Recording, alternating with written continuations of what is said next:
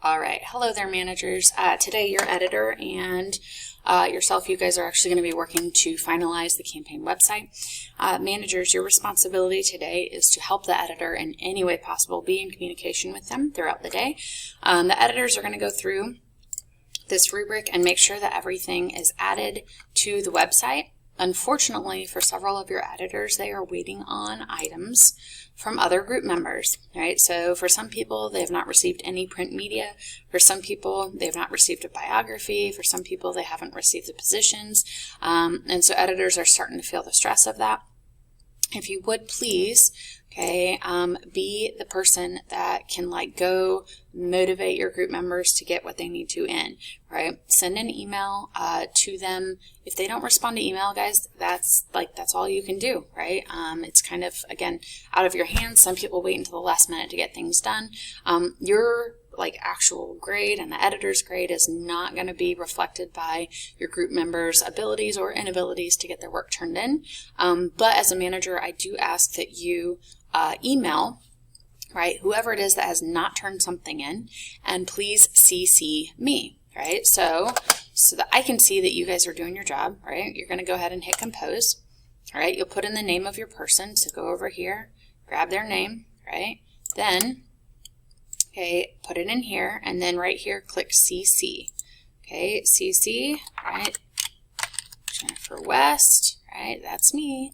And then subject, right? Okay, enter whatever it is that you need to get your person to turn in their work. Again, be kind, right?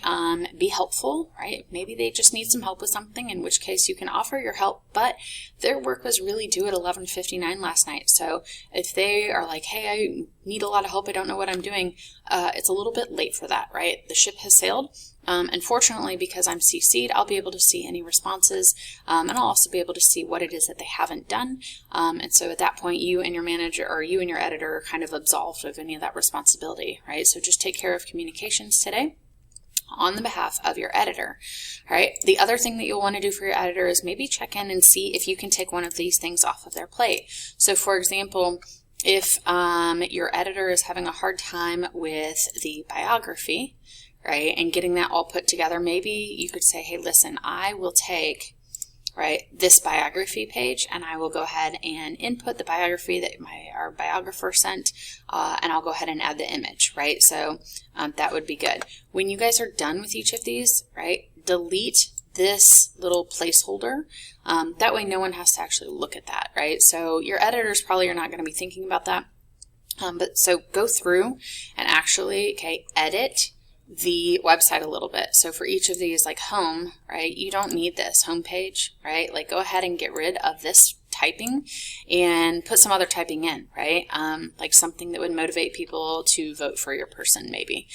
So media, right? Instead of writing include the campaign advertisement video, nobody's going to want to look at that when they look at your website. They're just going to expect when they click on this page that they'll probably see an ad video and probably some cool posters, right? So go through, right, see if you can take one of these things off of the hands of your editor. The other thing that you are responsible for before you guys submit your website is the bibliography.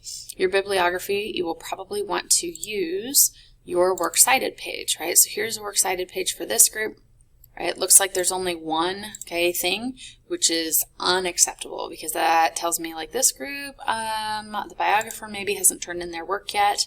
I'm guessing that probably whoever answered the positions paper did not actually cite where they got that information. So you are going to have to do some emailing, right? Or even if you're here at school, you need to find some folks and be like, where did you get your information, right? You guys filled out, right, the positions page. So this group, for example, whoever was in charge of human nature, right, they wrote, people are naturally selfish and quick to fight. Their understanding of Hobbes did not just come from their own brain, right? They learned it within the past 3 weeks, right? So where did you guys learn that? If it was from a lecture, right, then figure out how to cite MLA, right, lectures. So MLA, right, citation, so you can have a citation machine, which will do it for you. OWL Purdue is probably the best one out there. This is an excellent, excellent one. So if you wanted to look up, for example, MLA, works cited page, other common sources, right? And then Control F and hit lecture. Right? Here is how you actually cite a lecture, right? So the lecture over the Enlightenment philosophers was actually done by Mr. Daniels, right? So you would put Daniels, comma, Chris, period, right? And then Enlightenment philosophers, all right? Where did he actually give that? What day was it posted? So that was posted last Wednesday. Okay, where was it? Kearney Junior High, Kearney, Missouri, right? And then period. If you don't have all of this information, like the keynote address, delete it, right? If you don't have the actual, person, like, for example, if Mr. Daniels belonged to like a larger society of whatever, like that might be there, but delete that part, right? So go through anytime you have missing information, just skip right past it. Okay, so that is your job today, is to make sure that all of your sources are cited on the MLA format.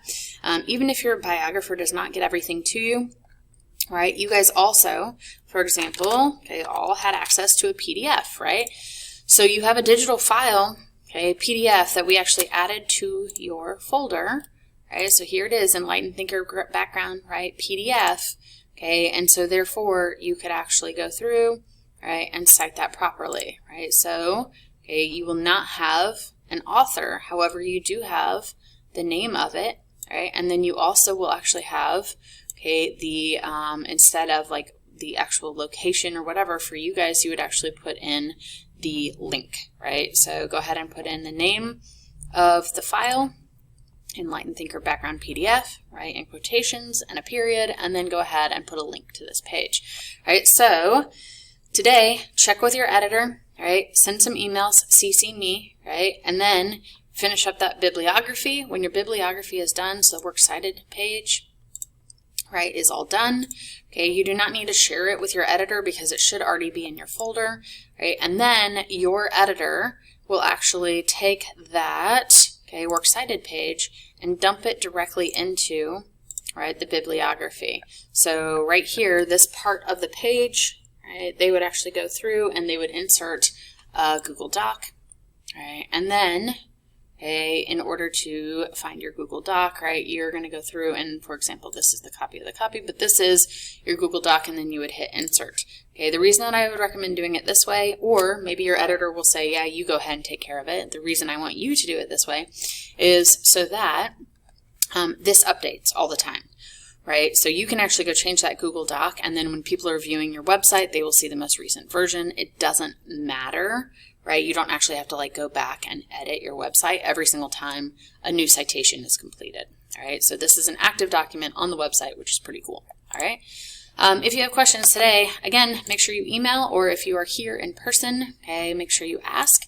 Help your editor go through this rubric and make sure everything is good to go. And then when you're done, start working on your study guide. Remember, your study guide is required for this unit, and it will help you prepare for the final exam.